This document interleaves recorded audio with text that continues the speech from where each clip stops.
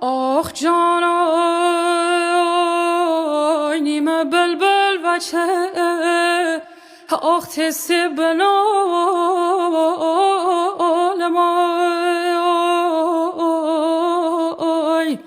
ای لیلی غریب مای ای نیمه تاجر بچه مالی بیار مای آخ جانای هست مرایت بچه آخ چیزی ندارم آی جان ای مثال